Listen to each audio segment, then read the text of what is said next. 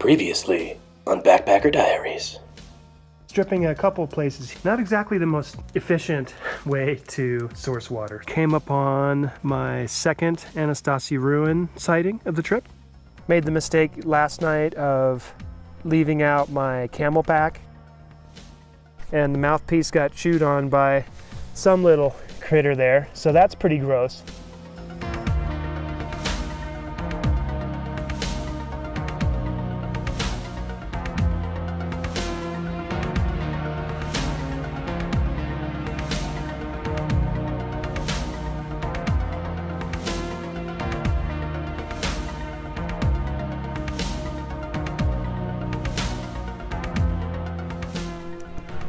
Today is October 21st, and I enjoyed a crisp, cool night near the junction of Dark Canyon and the Peavine Corridor Road last night. I also enjoyed the view of the arch from my campsite last night on the opposite side of Dark Canyon. Temperatures down in the 20s encouraged me to get an earlier start this morning.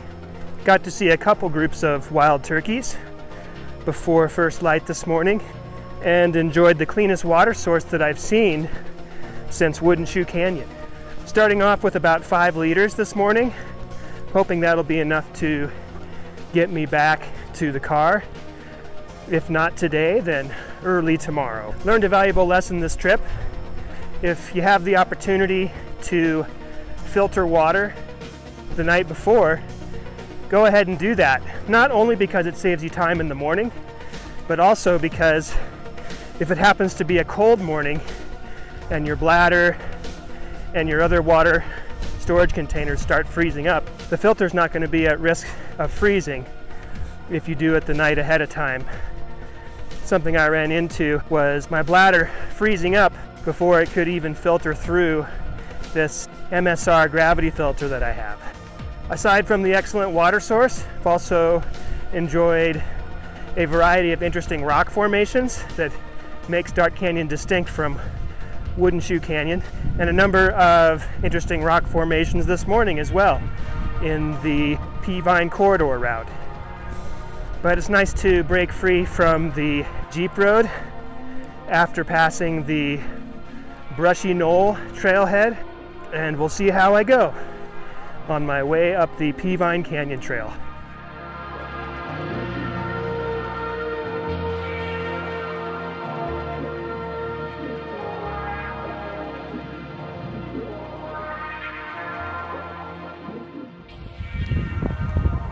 On my way up the Peavine Canyon Trail, I have come upon a cattle trough.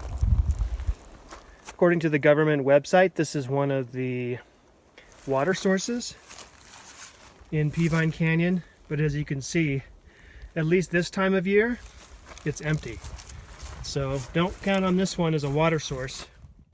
Better to source your water from the puddles that are there near the junction with Dark Canyon and Peavine Corridor Route, right below the natural arch there.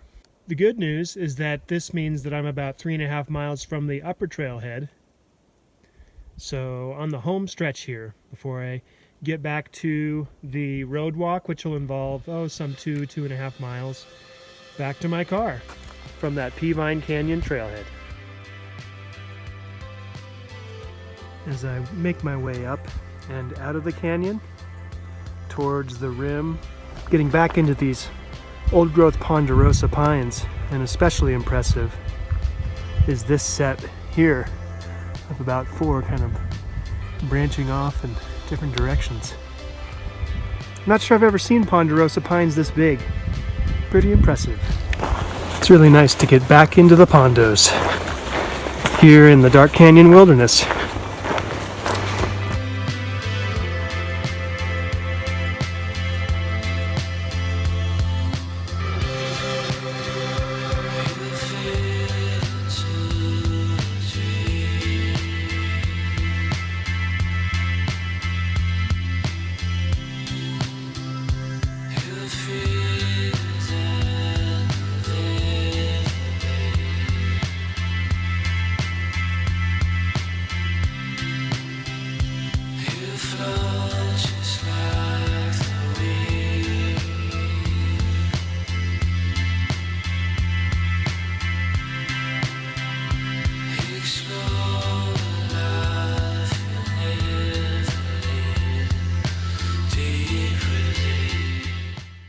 made it back to Woodenshoe Road here and am being greeted by what might be a raven up there in the tall aspens here.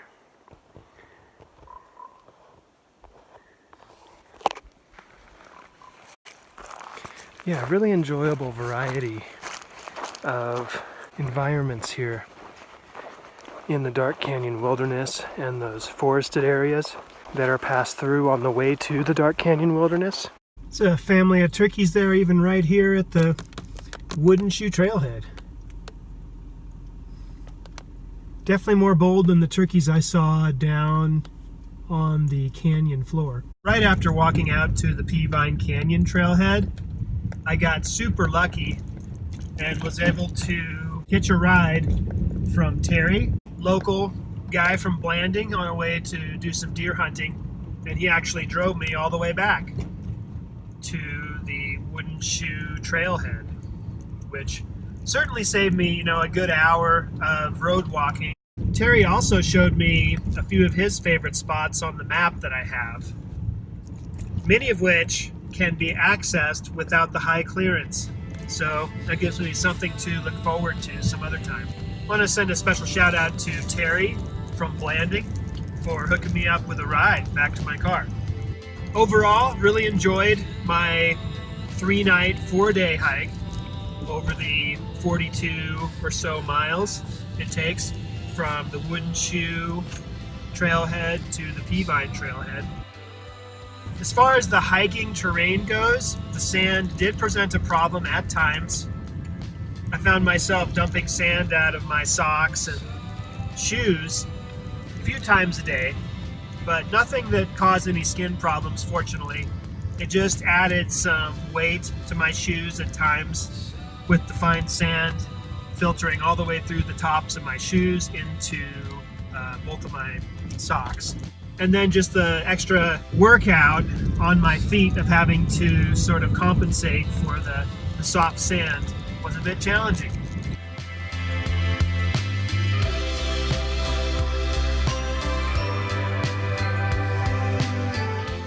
Really enjoyed getting back into the multi-night canyon adventures. I can definitely recommend Dark Canyon for someone who wants to enjoy the Red Rock Canyon scenery without very many crowds.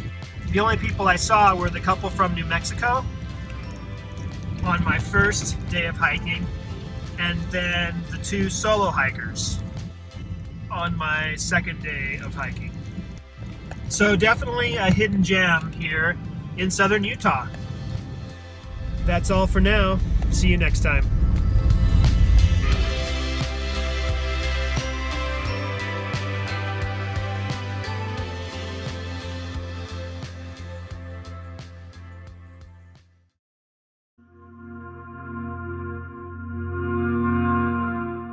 On the next Backpacker Diaries.